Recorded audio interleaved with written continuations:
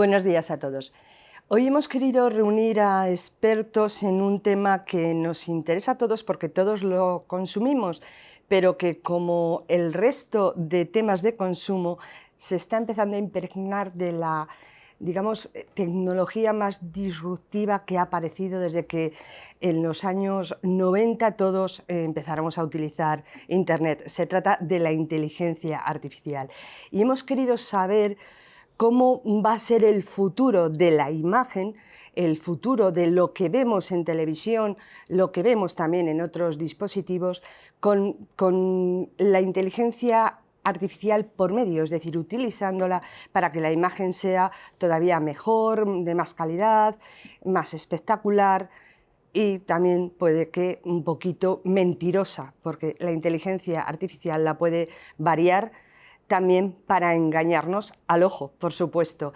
Para eso, para poder charlar sobre este tema que desde luego es el presente ya, tenemos con nosotros a Álvaro Uriarte, que es vicepresidente para electrónica de consumo de Samsung. Hola, Álvaro. Hola. Lo sabe todo de dispositivos y ahora nos lo va a contar.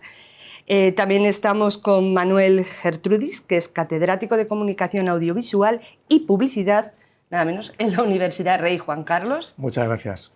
Él también sabe bastante de imagen y cómo nos puede comunicar o manipular.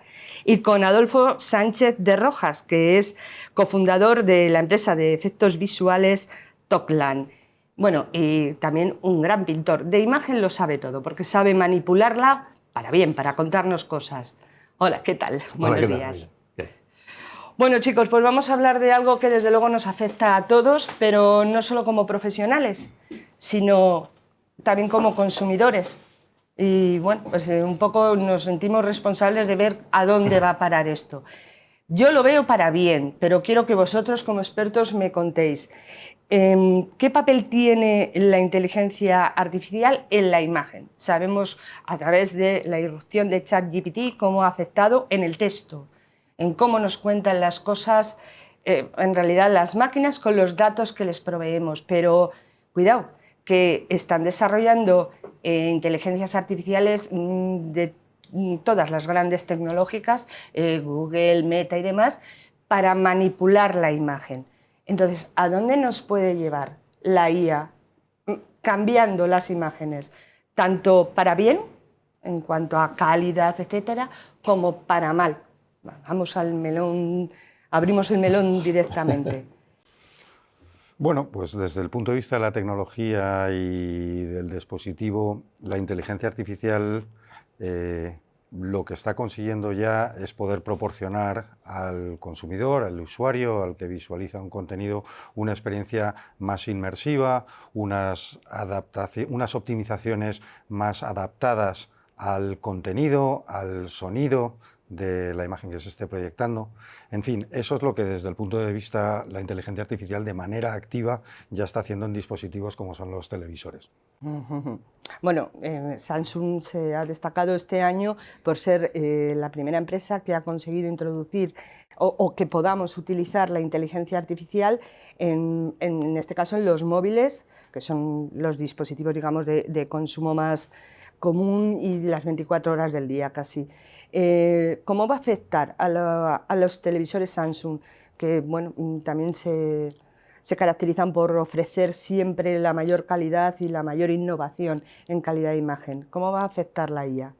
Bueno, la IA ya está afectando, ya es una realidad en muchos de los televisores de nuestra gama, los televisores 8K, donde, digamos, la imagen ya tienes una serie de funcionalidades que están alimentadas por la inteligencia artificial, donde, por ejemplo, puedes separar un diálogo del ruido de fondo y poder proporcionar, digamos, una experiencia auditiva mucho más sencilla de digerir, mucho más fácil seguir el contenido, donde realmente puedes dar mucho más detalle a escenas en movimiento, si piensas en deportes, si piensas en tenis, en fútbol, donde la inteligencia artificial detecta a lo mejor que es una pelota lo que se está moviendo, o el martillo de Thor, lo que sea, y es capaz de reproducir eso con una mayor nitidez y proporcionar una experiencia mucho más inmersiva y mucho más agradable para el usuario. Bien, pues Álvaro nos ha contado todo lo bueno porque, claro, desde su punto de vista, como representante de una marca como Samsung que ofrece tal calidad y bueno, introduce esas innovaciones, lo explica estupendamente, pero volvemos a la primera pregunta. ¿Cuánto de bueno nos puede traer en el mundo de la imagen, en el mundo de la comunicación con la imagen, la inteligencia artificial, y cuánto de malo? Bueno, yo creo que como toda tecnología y la inteligencia artificial en su integración en este nuevo estadio, ¿no?, de lo que es la incorporación a los nuevos productos y dispositivos tecnológicos de imagen y de sonido, como toda tecnología, decía, siempre tiene una parte positiva que lógicamente es la que hay que explotar, y creo que además las empresas están haciendo un enorme esfuerzo, y me consta que Samsung, y muchos de los retos que hay tecnológicos detrás, lo está haciendo con mucha convicción y haciendo un producto muy interesante.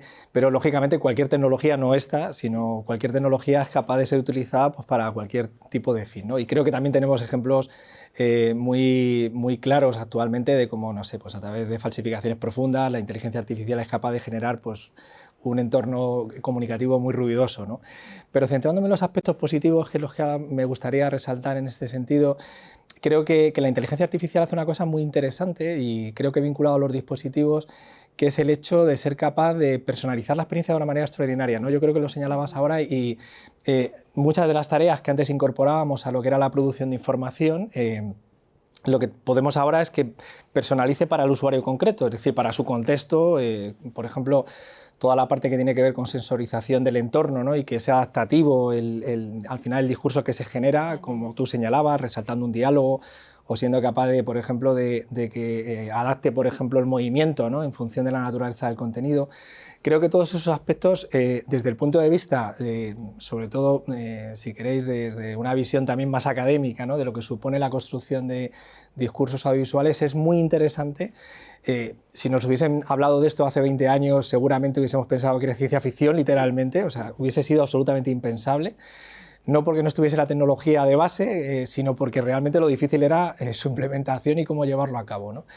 Y creo que eso tiene algunos retos interesantes que a lo mejor luego seguramente vamos a discutir, en temas, por ejemplo, de la personalización. Siempre supone una entrega de los datos personales, pero creo que eso también las empresas, y me consta que Samsung lo hacéis, trabajar con entornos que, por ejemplo, todo lo que es procesamiento on device, ¿no?, que sea una parte importante de ese procesamiento de la tecnología en el propio dispositivo, y que minimice la exposición de datos personales, sobre todo de entornos domésticos, que son siempre especialmente, digamos, sensibles, ¿no?, en temas de protección de datos.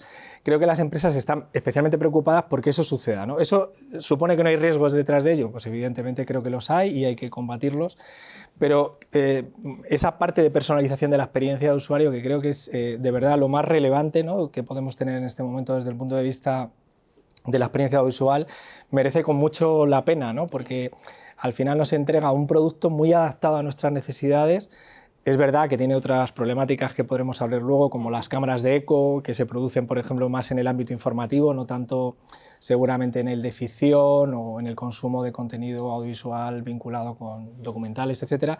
En información eso sí que representa un problema y lo estamos viendo en Internet, pero esa parte de personalización activa, con un sistema que es capaz de aprender además de manera iterativa con tu experiencia y con tu comportamiento, me parece que es un gran avance, ¿no?, porque es verdad que entrega una experiencia más rica, más personal y desde luego más interesante, ¿no?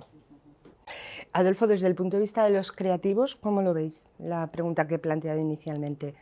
Bueno, yo lo veo con un poco de responsabilidad porque, bueno, lo estaba comentando antes, hace un rato, en el fondo, quiero decir, toda esta tecnología de inteligencia artificial tiene dos padres o dos madres, quiero decir, surge de dos líneas. Una es la necesidad de, quiero decir, de crear un hardware cada vez más potente para poder hacer un cálculo 3D de rasterización de ciertas imágenes, fundamentalmente para videojuegos. Es una tecnología que se pone en marcha a mediados de los 80 y culmina, diríamos, a finales de los 90. Y esto es lo que da el soporte, diríamos, de fuerza, de motricidad de hardware para poder llevar a cabo el tema de la inteligencia artificial.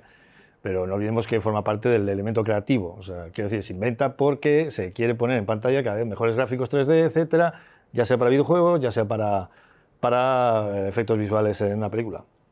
Y luego el otro padre es la generación de sistemas de noise, como Gigapixel, Neat Video, o sea, grandes softwares que detectan patrones, etcétera, y esto ha sido la madre que lo parió, porque ahí ha sido cuando ha surgido de verdad el elemento de inteligencia artificial, porque la patronización o el patronaje quiero decir, de elementos que te vas a encontrar en una imagen para quitarle ruido, simplemente para quitar un ruido, es lo que ha sido el punto de partida, junto con la nueva aparición de hardware potente, las tarjetas dedicadas a inteligencia artificial, lo que ha puesto en marcha la inteligencia artificial, diríamos la que podríamos hablar que es la más nociva, o sea, que es la vertiente más nociva, que es la generativa, o sea, o la que con más suspicacia ve el mundo creativo, que es, bueno, no solo mi mundo, sino otros mundos que también se están viendo afectados. Pues un poco os habéis introducido en una pregunta que tenía preparada, que digamos que es la pregunta que se hacen, por ejemplo, los chavales y chavalas adolescentes. ¿Hasta dónde va a llegar la posibilidad de entretenimiento? ¿Qué es lo que a ellos les interesa? Has hablado tú de los videojuegos, se ven a través de los... Ya no se limitan a los monitores de los PCs, ya van a la gran televisión a jugar con sus consolas. Entonces, ¿cómo puede la combinación de imagen e inteligencia artificial transformar toda esa experiencia de entretenimiento audiovisual que cada vez más requerimos todos, desde pues la gente más adulta viendo series, cine, pero interactuando con nuestra televisión, por ejemplo con Living Apps que hay en las plataformas, en el caso de Movistar, por ejemplo, los adolescentes, los jóvenes, los niños con los videojuegos, con sus contenidos que son también... Digamos que ellos han nacido ya en un entorno digital, todo lo digital lo saben manejar y quieren cada vez más. ¿Cómo podéis conseguir que el entretenimiento sea muchísimo más especial, aparte de lo inmersivo que habéis comentado antes? Bueno, cada vez más la tecnología habilita a adaptar la imagen al contenido, adaptar la imagen al sonido y adaptar la imagen cada vez más al entorno. Existe un modo de energía que está alimentado por inteligencia artificial, que es capaz de reconocer el entorno en el que estás y adaptar, por ejemplo, el brillo de la televisión. Pues estas son una serie de funciones donde el usuario ya no va a tener que hacerlo de manera activa, sino que el dispositivo ya es capaz de detectar ese entorno, ese contenido, ese sonido, y es capaz de separarlo y servirlo de una manera totalmente adaptada y personalizada al usuario. También existen las posibilidades para el usuario para adaptarlo de manera activa, pero existen modos donde ya los dispositivos son capaces de hacerlo de una manera totalmente automática y totalmente autónoma en ese sentido. Gracias, porque le quería preguntar a él, como académico, antes has hablado del tema de datos y demás, con lo que él está comentando, esa combinación de imagen e inteligencia artificial también va a personalizar en función de no solo el entorno, sino la persona que esté interactuando con la televisión, con los dispositivos. ¿Cómo se va a poder hacer? Porque el tema de los datos está ahí, pero claro, tú quieres que tu tele cada vez se amolde a tus deseos, a cómo te quieres tú entretener. Sí, yo creo que hay dos aspectos, uno que señalabas ahora, que es el ambiental, ¿no? Y el otro que creo que además, por la experiencia que tenemos previa en el tema de la entrega de contenidos en Internet, se ha ido desarrollando en las últimas décadas, que es la personalización en la entrega del contenido, ¿no? Y creo que eso además es una parte muy relevante del uso de la inteligencia artificial en dispositivos como en general los productos audiovisuales. Y eso tiene una parte muy interesante, pues tanto las tecnologías, pues todas las redes neuronales profundas, ¿no? que se aplican en análisis tanto de comportamiento, sobre todo tomando datos del usuario, pues qué ve, cuándo lo ve, durante cuánto tiempo lo ve, Además, pues el uso, por ejemplo, de filtros, digamos, que tienen que ver con cohortes o con grupos, es decir, que yo pueda comparar, ¿no?, pues el comportamiento de usuarios anonimizados, es decir, protegiendo completamente digamos, los datos de los usuarios, pero sí puedo hacer clusterización, agrupar, entender cómo funciona tu consumo en relación a otros usuarios. Y creo que conocemos todos muchísimas plataformas en Internet que hacen esto y lo hacen de manera soberbia desde hace mucho tiempo. Netflix, Spotify, bueno, y es una tecnología que es cierto que por un lado tiene el reto de que me lo entrega muy fácil, me entrega algo que me gusta mucho y a veces es verdad que cuesta descubrir cosas nuevas, o sea, esa es la parte, digamos, negativa, ¿no?, que puede, para un usuario muy acomodaticio, puede llegar a ser pues un nicho muy, muy cerrado. Pero también es cierto que te permite descubrir, si está bien hecho, si esa tecnología funciona bien, cosas que a lo mejor están fuera del mainstream y que son muy interesantes, ¿no?, y que están muy relacionadas con el contenido que a ti te puede interesar, ¿no?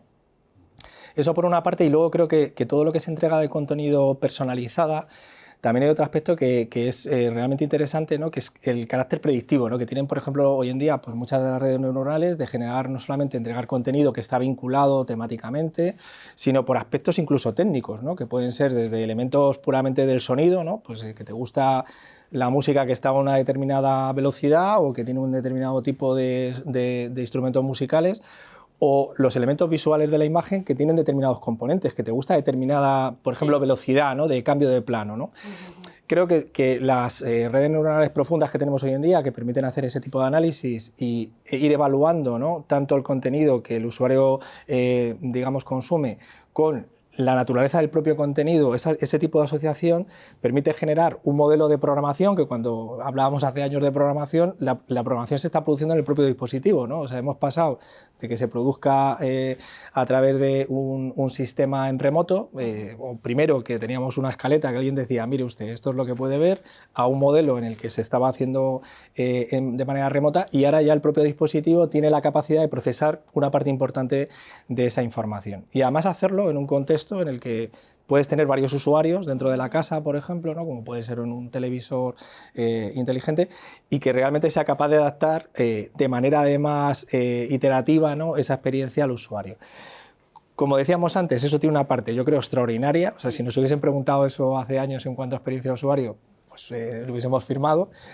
Lo que sí es verdad que también hay que tener una visión un poco crítica para saber qué está haciendo el dispositivo y que, bueno, que es muy cómodo, pero que también de vez en cuando uno tiene que pensar saber lo por que sí quieres, mismo, lo que quiere uno. Ese es el reto. Desde el punto de vista de los creadores, esto es bueno por un lado, muchísimas posibilidades para que trabajéis en mejorar lo que ofrecéis cara al entretenimiento o poder hacer posible lo que la gente podría querer ir más allá, pero también os puede cambiar vuestra obra, los dispositivos. Puede haber ahí Sí, bueno, un a ver, problema. quiero decir, hay un debate ahora mismo que lo conocen propios y ajenos, o sea, ya se sabe que de alguna forma cuando algo sale, quiero decir, cuando una herramienta como la inteligencia artificial, concretamente la generativa, sale al mercado y de repente vemos que puede crear determinadas cosas, pues es inevitable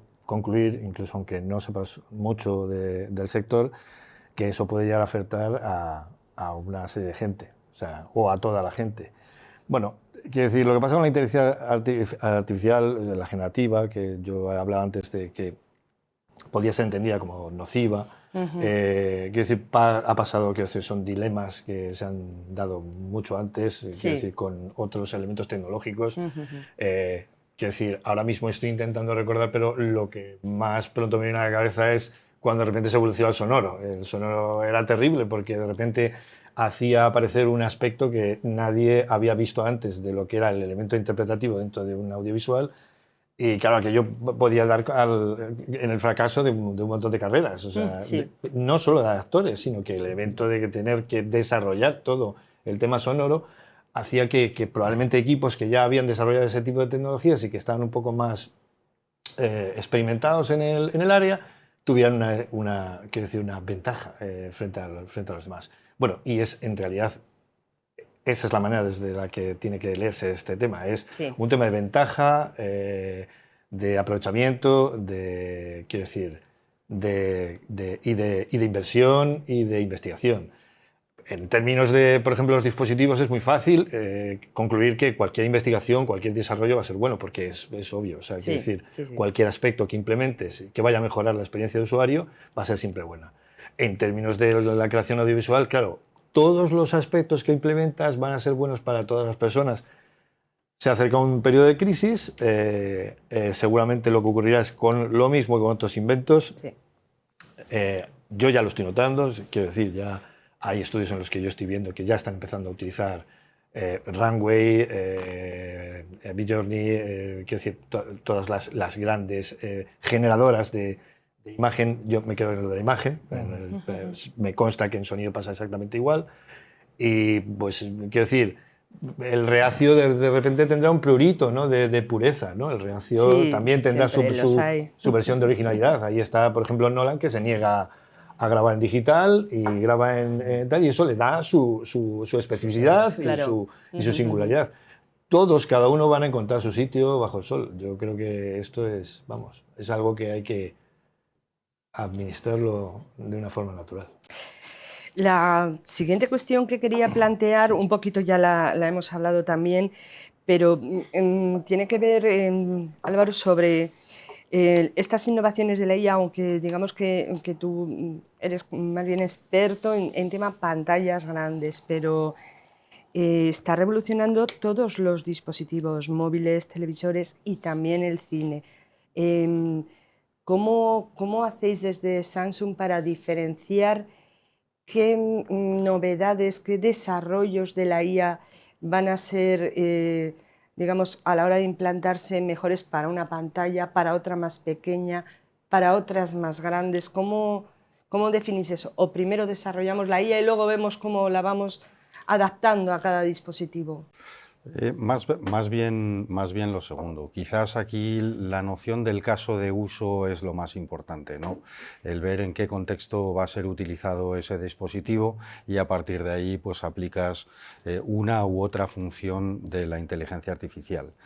Una de las cosas que está trayendo, digamos, el crecimiento de la inteligencia artificial es que ya se está empezando a utilizar en muchísimos dispositivos del hogar, no solo en el televisor, no solo en el móvil, que quizás son los más evidentes o los más obvios, pero también los tienes en electrodomésticos como pueden ser frigoríficos, como pueden ser hornos, como pueden ser placas, donde realmente ya empiezas a aplicar la inteligencia artificial también a ese tipo de tareas domésticas con el fin de facilitárselas al usuario final.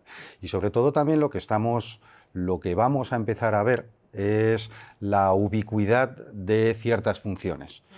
Por ejemplo, la gestión del gasto energético del hogar, donde yo voy a poder visualizar todos los aparatos que tengo conectados en el hogar. A lo mejor lo puedo ver en la pantalla del televisor, pero también lo puedo ver en una pantalla en mi frigorífico, donde puedo ver pues, qué está consumiendo más, puedo apagarlos, puedo gestionarlos de una manera activa y ya digo de una manera ubicua, perdón. Lo puedo hacer desde el teléfono, lo puedo hacer desde la tele, lo puedo hacer desde el frigorífico, siempre y cuando haya una pantalla que me habilite a visualizarlo. Y eso también pues, es algo que a través de la inteligencia artificial, del Internet of Things, pues se está logrando. Entonces, pues es algo que está trascendiendo cada vez más y más tareas en el hogar con el fin de facilitar la vida de los usuarios. No reemplazarles, sino complementarles y, digamos, mejorar esas tareas o el modo como las resuelven. Pues, ¿cómo ve este tema el mundo académico? Es decir, la IA nos está facilitando muchísimo la vida. Antes has comentado que a ver si nos acota tanto la posibilidad de decidir por nosotros mismos. Los consumidores, los ciudadanos, somos conscientes de que está la IA desde que encendemos una placa de cocina hasta que decidimos qué contenido ver. O nos tenemos que concienciar, porque esto es tan facilito, lo estamos usando, no nos damos cuenta y va a llegar un momento en que va a decidir ella todo por nosotros. ¿Cómo está ahora el tema? ¿La gente es consciente o es según edades? Bueno, yo creo que, fijaros, la pregunta es muy interesante porque, de hecho, desde las facultades, desde las escuelas universitarias, pero concretamente pues, en lo que tiene que ver con mi ámbito, que es la Facultad de Comunicación, en este caso de la Universidad Rey Juan Carlos, uno de los debates principales es cómo integramos, ¿no?, la enseñanza de la inteligencia artificial en los programas formativos, ¿no? Y hay una parte que tiene que ver con los usos, es decir, con la integración desde el punto de vista de la producción audiovisual, del tratamiento de la imagen, del tratamiento del sonido, del conocimiento de los dispositivos de nueva generación, pero hay una parte también que tiene que ver con entender un poco cómo funciona por debajo la inteligencia artificial, es decir, entender qué es una red neuronal o qué es una red adversaria, generativa. O sea, saber realmente qué es lo que está detrás, por lo menos en un conocimiento elemental de lo que es el funcionamiento tecnológico de todo este conjunto de tecnologías que está bajo el paraguas de la inteligencia artificial, ¿no? Porque es cierto que es innegable, ¿no?, que, por ejemplo, una de las cuestiones que señalabas ahora, ¿no?, que es la transversalidad de la experiencia, ¿no? Pues, creo que es un aspecto muy interesante. Al final estamos manejando distintos dispositivos en el caso del ocio, ¿no?, como pueda ser una tablet, un móvil, el televisor. Y el hecho de que todos esos dispositivos estén conectados dentro de un entorno común genera una experiencia enriquecida, ¿no? Porque al final, bueno, pues los dispositivos aprenden, puedo traspasar una experiencia que empiezo en el móvil al televisor o viceversa, ¿no? Y es evidente también que toda esa integración que tiene que ver con Internet de las cosas, ¿no?, en un entorno digitalizado, domotizado de las casas, etcétera, pues me genera una experiencia enriquecida y sobre todo me quita trabajo, ¿no?, que es un poco, yo creo, en una sociedad en la que el valor posiblemente más valioso es el tiempo, ¿no? Y es posiblemente lo único bueno, que no hemos conseguido cambiar. Hemos cambiado todo, pero no la capacidad del tiempo, ¿no? Ese sigue siendo el que es. Creo que es indudable que esa experiencia integrada es un valor clarísimo, ¿no?, de la tecnología. ¿Dónde está un poco el elemento crítico, ¿no?, que ese tenemos que ponerlo también encima de la mesa? Y como os digo, creo que desde el ámbito educativo es muy relevante hacerlo, también desde los medios de comunicación, también contar, ¿no?, cómo funciona esa tecnología, es entender cómo opera, ¿no? O sea, aunque sea mínimamente, ¿no?, para saber. Esto es como si uno tiene un asistente personal. Está muy bien que te asista, pero en algún momento dado tú deberías saber hacer lo que hace el asistente, ¿no? Te va a ayudar, te va a quitar tarea, pero tú deberías ser capaz de, si en un momento dado no disponer de esa capacidad, de no ser ultradependiente, ¿no? Pero aquí me gusta hacer una reflexión, y es que si empezamos a pensar en la cantidad de tareas que tenemos delegadas, ¿no?, en nuestra vida diaria en las sociedades contemporáneas, si nos dejasen en una sociedad distinta en la que no tuviésemos todos esos recursos, posiblemente yo personalmente no duraría más de 48 horas. Es decir, que a veces no somos conscientes de que la tecnología, las estructuras sociales generan todas esas capacidades delegadas de cada uno de nosotros, en las que somos muy competentes en algo, tenemos un enorme conocimiento en algo, pero que lo demás somos absolutamente incapaces, ¿no? Esto es un salto en esa línea, y lo que sí que creo que hay que aprovechar todo ese potencial que tiene, que es extraordinario, pero también formar e informar, ¿no?, de qué supone que deleguemos eso, para saber también los riesgos potenciales que los hay, que son evidentes que también los hay en la medida que entregamos una parte muy importante de nuestra toma de decisiones, ¿no? Y eso también hay que saberlo. Desde el punto de vista de los creadores y creativos, Adolfo, ¿os pueden llegar a acusar de que ya no trabajáis, que os lo hace la IA? Bueno, ese es el discurso pervertido o la línea más perversa del discurso. Bueno, en el fondo, quiero decir, hay una imagen popular de lo que va a hacer la inteligencia artificial que es una perversión absoluta. O sea, quiero decir, esto es yo creo que nos encontramos ahora mismo en el paradigma de que uno, bueno, ese paradigma que existe en forma de frase popular de uno no es tan guapo como en su foto de Facebook, ni tan feo como en la foto del DNI. O sea, quiero decir, esto pasa con la inteligencia artificial. No es tan malo como parece que va a ser, pero tampoco es tan guapo como uno cabría esperar. Es decir, implementa un montón de elementos, acerca cosas que de alguna manera, y ahí me estoy yendo un poco a la experiencia de usuario puramente, porque yo al final también soy usuario. Quiero decir, hay muchos elementos que se van a dar, que van a parecer sacadas de una novela de ciencia ficción. Probablemente si hiciéramos un salto de 70 años hacia atrás, intentásemos explicarlo a las cosas que puede llegar a hacer una televisión ahora o una nevera, quiero decir, no podrían creérselo. No digo ya nada, quiero decir, el elemento de que se concatenen, o sea, de que de repente una red neuronal, por ejemplo, pueda gestionar una casa. que esto es una cosa que no es ciencia ficción, esto ya existe. Los elementos positivos, dentro del elemento ligeramente distópico que puede suponer tener una voz hablando de estilo Jarvis, ¿no? Las maravillosas y famosísimas por el cine, voces de realidades, o sea, de inteligencias artificiales que hablan al ser humano, es que si llegamos ahí, quiero decir, el usuario está teniendo una reflexión. O sea, quiero decir, está hablando con la persona que, bueno, persona entre comillas, o sea, quiero decir, la inteligencia artificial que gestiona su vida.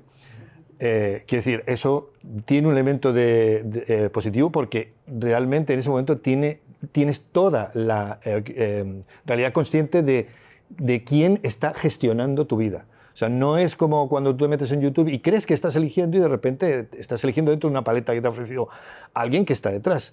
El hecho de que pase adelante y de que tenga, como en ChatGPT, con un sintetizador de voz, una presencia, quiero decir, unívoca y en un sitio, elabora una nueva y completamente diferente forma de relacionarse con la tecnología.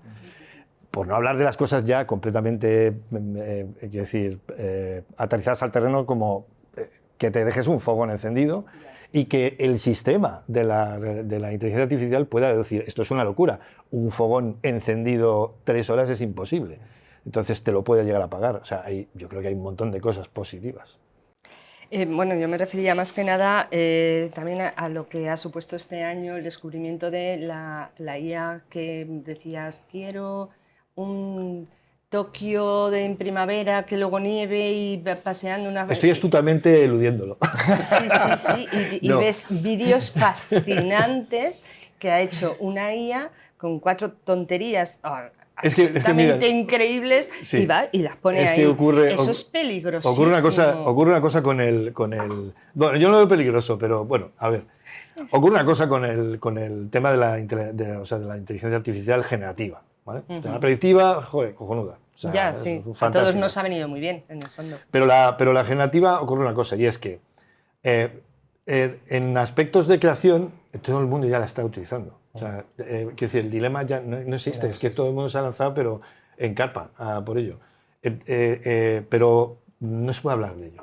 O sea, no quiero hacerte partícipe de una extraña conspiración, no existe nada de eso. Me niego a pero a lo que me refiero es que en realidad el elemento del uso de la inteligencia artificial, diríamos que en este momento, como estamos como pensándonoslo. Sí.